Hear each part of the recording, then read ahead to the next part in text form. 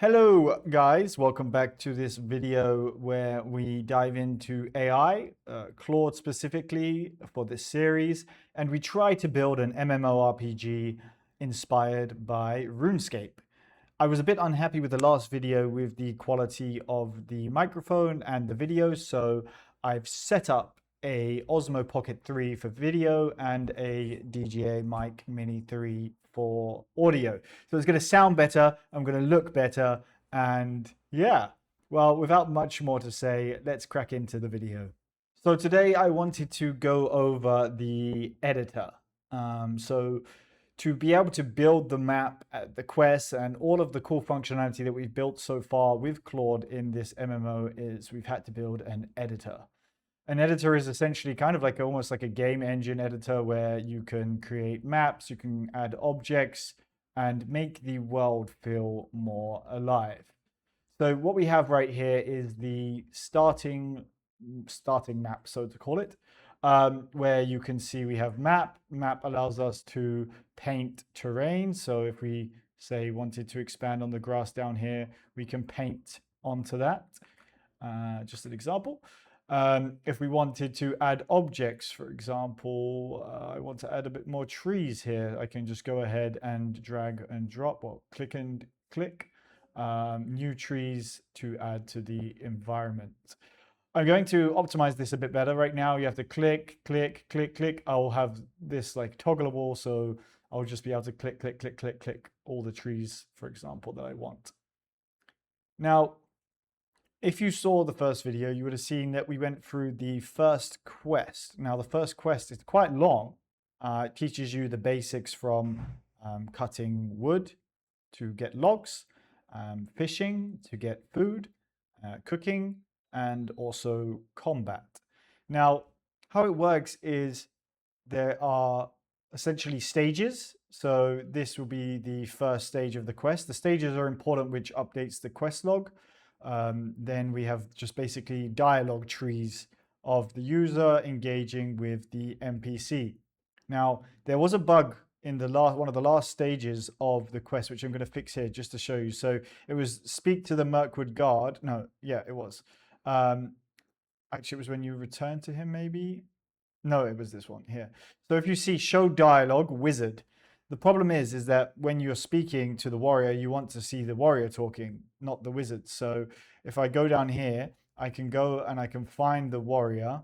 There's a lot here right now, so I could just type WA, and I've changed it to the warrior. There was also a spelling mistake in one of the dialogues here, Danergus. Now it does kind of add a bit of humor to that specific dialogue, but it was a mistake. So we've gone ahead and changed that too. Now, basically what we're going to be working on this video is scenarios. So scenarios are a bit different. They have the functionality of quests, but they aren't actually quests. So in the game, there was no way to kind of trigger events where you had to speak to certain NPCs and see certain dialogue based on X, Y, and Z. Adding scenarios will allow us to do so. And I'm specifically going to work on the scenario of the deep sea. Now, the deep sea is essentially where you get taken and you are on a boat and you don't complete anything. The boat travels forwards towards the island where eventually you're going to get shipwrecked. But currently in its form, there's no dialogue and there's no activity whilst you're on the boat. So part of adding scenarios, we actually created two different maps. And those two maps are essentially allowing us to go into the editor and edit between the ship and the deep sea. Now, when I created this, it introduced a bug. Well, it's not a bug, I guess I just wasn't very clear, where it removed the shore and cut this into a very small segment, but I kind of wanted the maps to be the same. So I'm going to have to go to Claude and I'm going to say, when we introduce the different sections of maps, what did we call them? Is it any indication of what we call them? Deep sea and deep sea island. fit the map into, but I actually wanted the maps to be the same. Since it's important whilst you're on the ship to be able to see the correct island approaching, I wanted the map to change when the boat crashed into the island and the player spawns on the beach. Okay, now this is probably going to take some time. So you're probably just going to see now a little time lapse of me trying to figure this out. Just worth noting, we were using Fable 5 for the beginning of this adventure, which unfortunately I wasn't recording. But I've already reached my Fable 5 limit. Now I have the $200 a month plan with 20x usage. And yesterday, basically, I think about 13 hours straight of prompting Claude. We have reached our max Claude Fable usage until Monday. So for all of the work we're doing from now on until Monday, it's going to be in Opus 4.8. Yeah, but also it looks like that on Monday, we're going to lose access to Fable 5 for the subscription plan. So I'm not really sure what I'm going to do, if I'm going to keep on the $200 a month package with Mmorpg, because of it might just be a waste of money if I don't have access to Fable, and I don't want to use credits. Like, it doesn't make any sense to me. But I understand that it's expensive. It's a very expensive model for Mmorpg to run.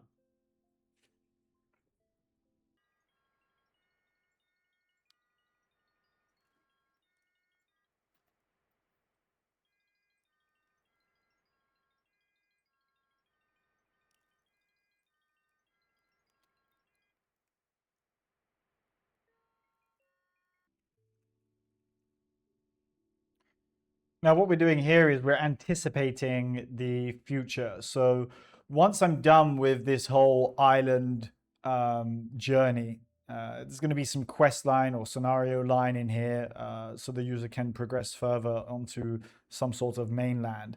It's actually, the island is going to be core to the story of the game. So if you watch the first video, you notice that the wizard is talking about a dark shaman, and it's all a bit confusing. The player doesn't know why he's there. The wizard doesn't have much memory or recollection of previous events after the incident. So we want the player to basically start to try and piece together the puzzle of what was the incident. But we also have to understand that this is an MMORPG, so we don't want to confound the player to the main storyline for too long. So this pirate part is part of the main storyline. You know, he's just left the tutorial island. Now he's coming onto this new island with the pirate. But the pirate is probably going to end up as bad. And the pirate, essentially, he knew the ship was going to crash, and it crashed on an island that the pirate was familiar with. He's already got some, you know, whiskey or whatever, rum, I should have said, stored on this island. And you're going to kind of figure out that the pirate is not good. Whilst you're on this island, I want the user to discover a dark orb. Now, this dark orb is going to allow the player to communicate with dark shamans, and the dark shamans are going to end up casting some kind of spell on the player that then teleports him to the mainland. But he's gonna arrive in this almost like dark forest. Yeah, there's lots of fun stuff we can do with the storyline, and I want people to understand that just because I'm using AI for the infrastructure and the models for the game, it doesn't mean that there's not a lot of work for, first of all, creating ideas for what models, creating ideas for the storyline, creating the map. So the map is all created by me myself. So there is a lot of work that goes into a game other than just the core engine work that developers would usually do. Usually you have a content team that is engine, you know, knows how to work his way around the engine, who creates content for the game. So what I'm doing is I'm kind of acting as a project manager and acting as a content manager at the same time, because of I'm prompting Claude. It's pretty much project management. I know where the product should go, and I'm telling the developers to fulfill my vision, whilst I'm now working on content at the same time.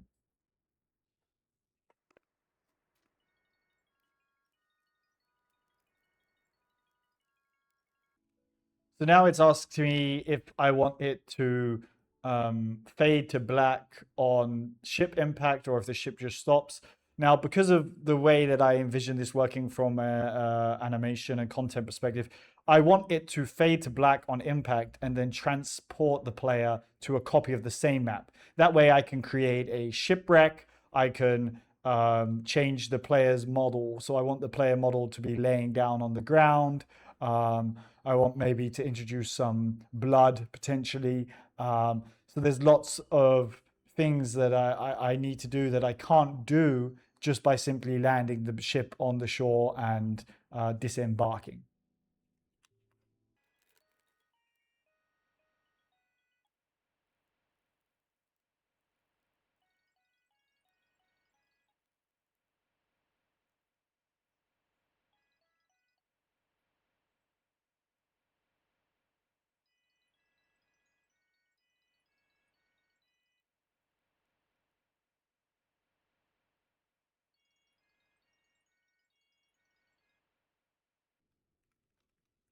So it says it's finished figuring out what it has to do. And it's just asked me permission to go ahead and basically cull the wrong map that it created and rebuild it. So let's see what the quality of the output is going to be in a second.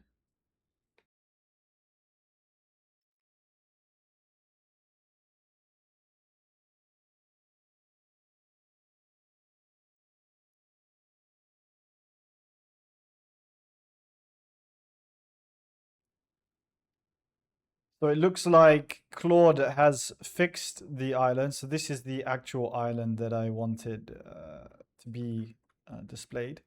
So we have the deep sea and then we have the deep sea island.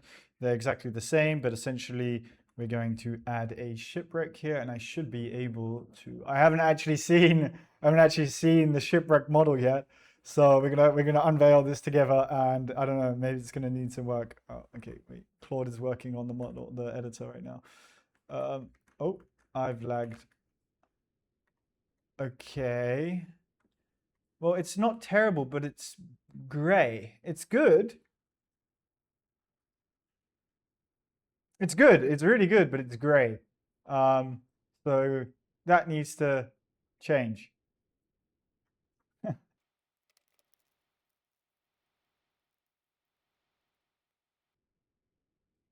Okay, so according to Claude, it is ready for me to have a look at. So let me just log in here real quickly. I think I might need to restart the server. Hang on. Where are we? The server wasn't even on. That's why. I'll just rebuild the client. And boom. Okay. So we're on the deep sea still. I hope that that won't cause a problem. Some difference you'll notice then in the first video is that there is now fog. We wanted to make it a bit foggy because of, a pirate crashing into a. It's just less believable if it wasn't foggy, in my opinion. Now, I don't really like how when the camera is tilted down, the ship is pretty obscured. I mean, it adds a nice vibe, but I think it's a bit too intense. I still want to see some color of the ship, even if it is foggy. So we're just going to travel and see what has been cooked up here. If we teleport to the new map, let's find out. Okay, good. That is the right island. Yes, it is. Let's see what happens here and see what we're going to work on next.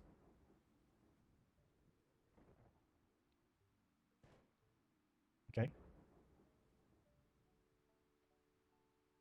Cool. Very cool. Okay, so we made some progress. It's cool to see the shipwreck there. The fade to black is it's a bit quick. And then I remembered I need to have the player model laying down. and add a spawn animation change to the model. Also, the pirate's gone. But anyway, we can have a quick walk around. There is a bug with the sand at certain angles. You can see it doesn't really render properly. Well, actually, it does render properly. It's just, I don't know if I like the sand tile with these little notches in. So as you can see on the island right now, we have just the barrels, and then we have this over here, which I'm not going to go into just yet. It's going to be part of the future. You can see how good Claude is at 3D modeling and animation so far. And this is not Fable, as I remind you earlier. So we're going to leave it there for now and see what we can do.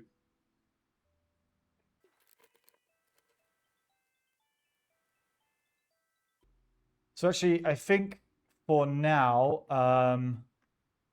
it's not going to be using the editor so that I can work. So the ship should be a bit more to the left, if I remember correctly. I think it was going pretty much straight towards that tree.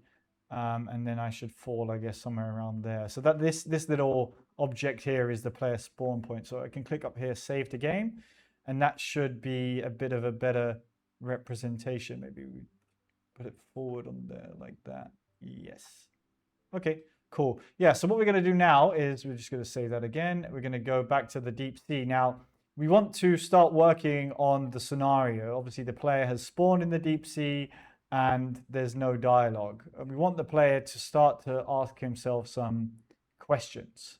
So we're going to create a new scenario and rules, description, add rule. So when the player spawns on the deep sea, we're going to have a wait pause. We're going to wait 2000 milliseconds. Let's wait 5 seconds. 5 seconds. And then, no, we don't want that. We want to delete rule. Action. Yeah, sorry. Action, show dialogue. So the player is going to start talking to himself.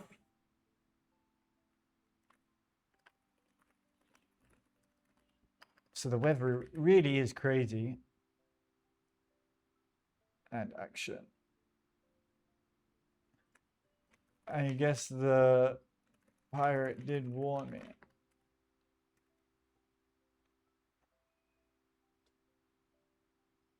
Now, what else can we do here? I think that's all we're gonna do for now.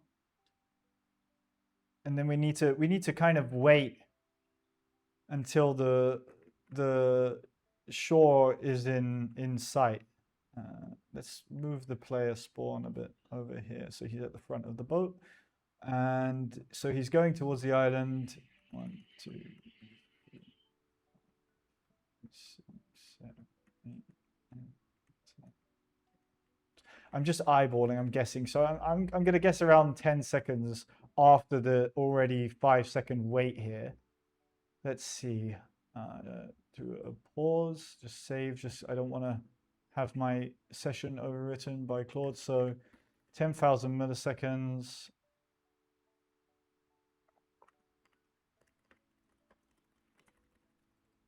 So he's going to say, what's that in the distance?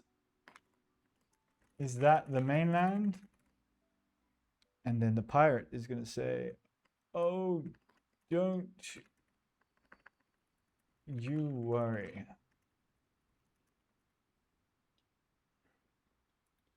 Oh, don't you worry, little adventurer.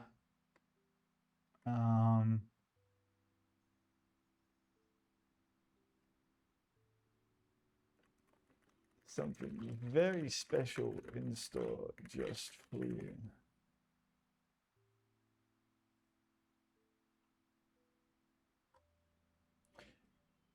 And then we're going to add another pause for like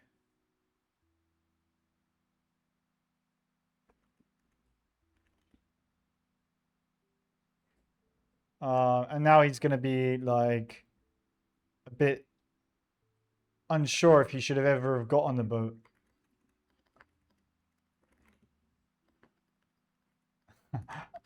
I'm really starting to doubt my life choices.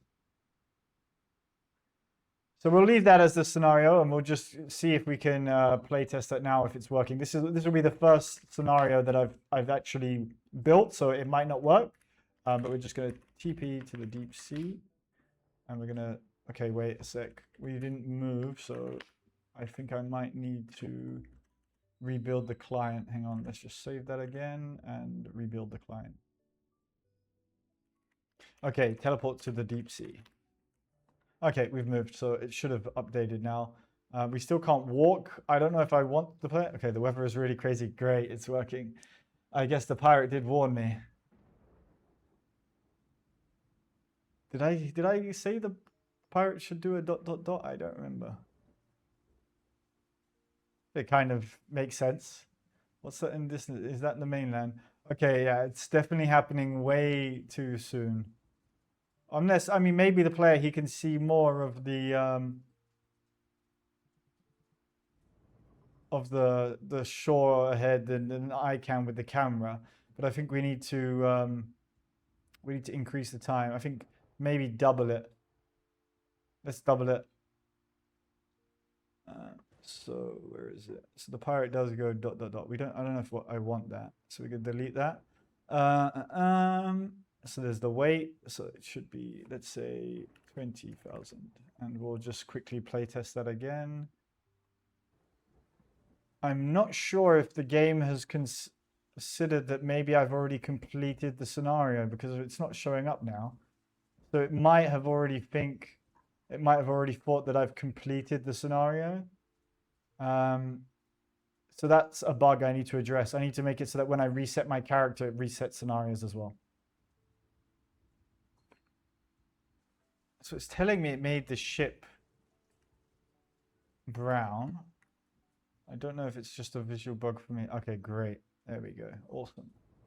The ship is now brown. Let's delete this clone ship. Amazing. That's perfect. Absolutely perfect. And I noticed there's a green tile there. That's a mistake. Let's fix that.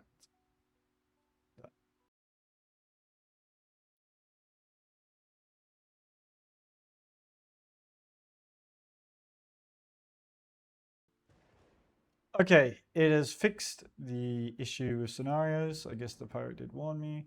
So now we're just going to play it through one more time, and I think we'll call that there for this video. Also, we've added the laying down on the ship crashing as well. So let's see. What's that in the distance? Is that the mainland? 1, 2, 3, 4, 5, 6.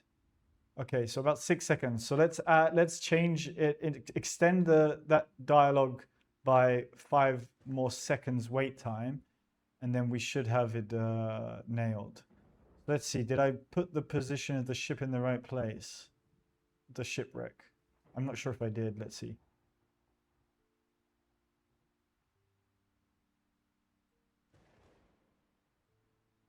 I don't like how the boat slows down too much here. And I don't know if we went into the right spot.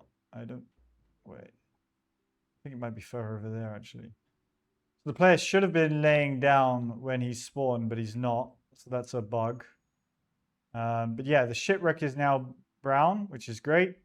So we made a lot of progress here. I'm going to call it there for this video. If you enjoy, please hit the like and subscribe. This is actually going to be really helpful for me by documenting, because whilst I'm waiting on some of the larger prompts, I can actually edit the videos. So in the next video, we're going to try and finish off the Pirate Island scenario. I've given you a bit of an introduction to how I edit and how I create with Claude, and I hope you enjoyed.